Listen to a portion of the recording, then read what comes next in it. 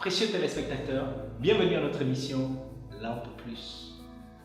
Lampe Plus, c'est une émission chrétienne tirée du texte biblique de Psaume 119, verset 105. Je cite: Ta parole est une lampe à mes pieds, une lumière sur mon sentier. Lampe Plus est une émission chrétienne qui a pour objectif de résoudre les questions du quotidien des croyants au moyen de la parole de Dieu. Je suis Loïc Baroum Savon pour vous servir. Pour ce numéro, je ne suis pas seul sur ce plateau.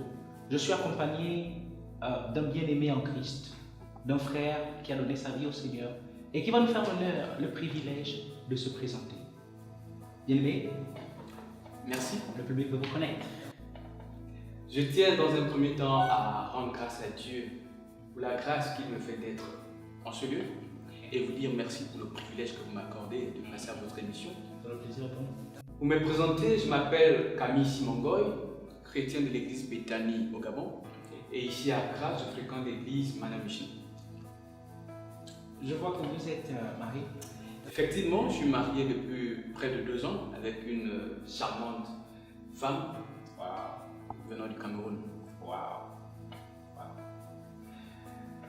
Bien, très chers téléspectateurs, je suis sur ce plateau accompagné du frère Camille. Et comme je le disais au début de mon introduction, Lampe Plus est une émission qui a pour objectif de résoudre les questions du quotidien des croyants au moyen de la parole de Dieu. La question du jour est: un chrétien peut-il faire de la politique? Bonne interrogation. Alors, lisons ensemble le background. Aujourd'hui, nous assistons à des pasteurs qui se lancent dans la politique. Nous entendons aussi des critiques très sévères contre ces pasteurs. Mais nous voulons savoir si, à la lumière des Écritures, il est permis à un pasteur, sinon même à un chrétien, de faire de la politique. Bien-aimé Camille, nous venons ensemble de lire le background de la question. Et vous êtes là en tant que leader chrétien et nous aimerons, à la lumière des Écritures, est-ce qu'il est possible, est-ce que c'est raisonnable, est-ce que c'est bien pour un chrétien de faire de la politique? Merci déjà pour la question. Pour répondre à la question qui est celle de savoir si un chrétien peut-il faire de la politique, je voudrais dans un premier temps définir le chrétien et celui de politique. Très bien. Le chrétien est quelqu'un qui a donné sa vie à Christ. Il a accepté comme son Seigneur et Sauveur personnel. C'est quelqu'un qui craint Dieu, qui marche selon la volonté de Dieu, selon les principes bibliques.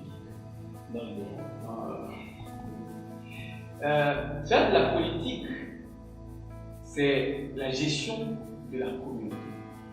C'est gouverner un pays, gérer une communauté. Et par communauté, ici, nous entendons une famille, nous entendons une église, nous entendons une entreprise, nous entendons une population. Alors, quand nous prenons quelqu'un qui craint Dieu comme définition pour chrétien et gérer la communauté pour faire de la politique, nous pouvons nous poser la question: est-ce que quelqu'un qui craint Dieu peut-il gérer la communauté? La question est possible de toute façon. Alors, on aperçu sur la réponse. Alors, la réponse est oui. Okay. Quelqu'un qui craint Dieu peut faire de la politique. Alors, si nous voulons revenir dans le cadre biblique, parce qu'il faut que nous soutenons ce que nous disons bibliquement, nous avons des personnages qui ont fait de la politique. Et nous allons commencer par le Nouveau Testament. Et comme ça, nous allons directement dans le livre Actes, au chapitre 8.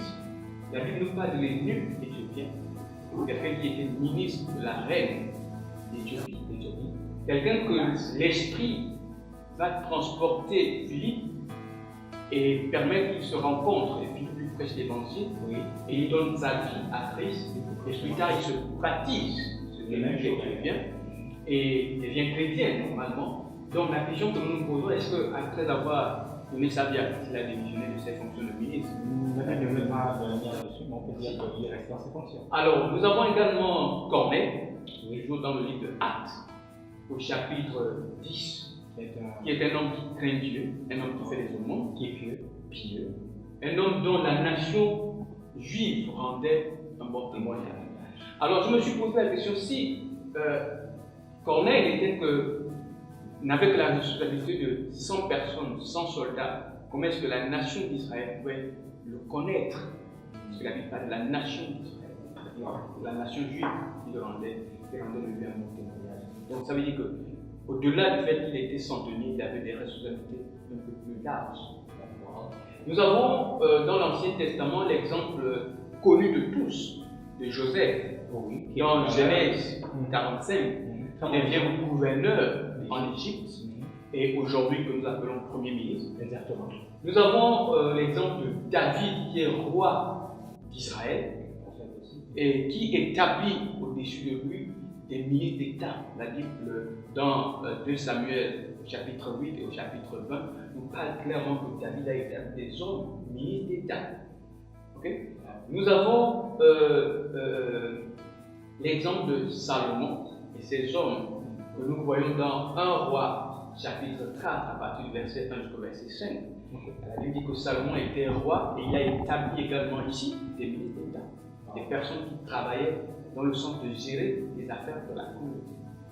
Alors, au regard de tous ces personnages, nous allons donc dire encore une fois que oui, les chrétiens peuvent faire la politique.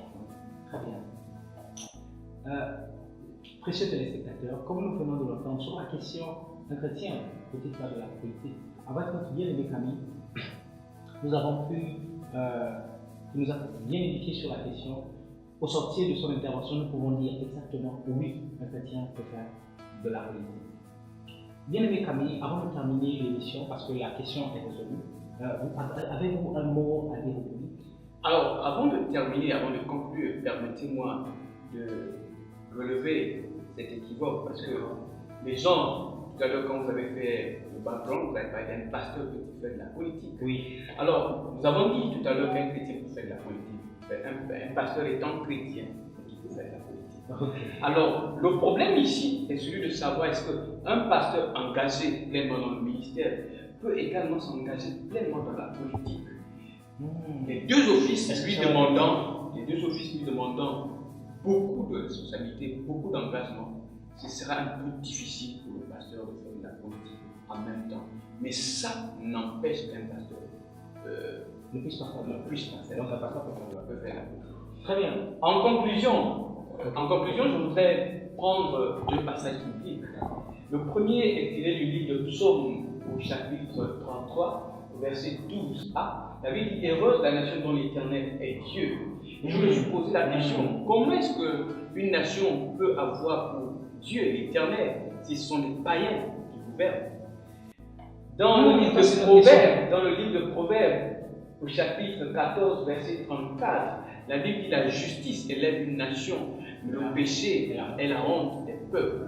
Je me suis posé la question, comment est-ce que, pensez-vous, chers frères, qu'un païen peut-il établir la justice, le droit et la vérité dans une nation? Enfin, je dis oui, un chrétien peut faire de la politique. Et j'encourage, bien aimés, les jeunes chrétiens comme moi aujourd'hui, à s'engager pleinement dans la politique. Enfin, oui, très chers frères, afin que nos nations connaissent un changement et une transformation radicale.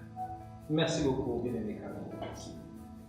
Précieux téléspectateurs, bien, nous arrivons à la fin de notre émission. Nous émettons depuis Accra au Ghana. Nous sommes dans les locaux de Studio Plus, produits par l'entreprise Perfect Place. Et nous sommes ravis de vous avoir avec nous. Et s'il vous plaît, ne manquez pas le prochain moment. Il sera très intéressant et la question très alléchante. Je vous remercie et que chacun soit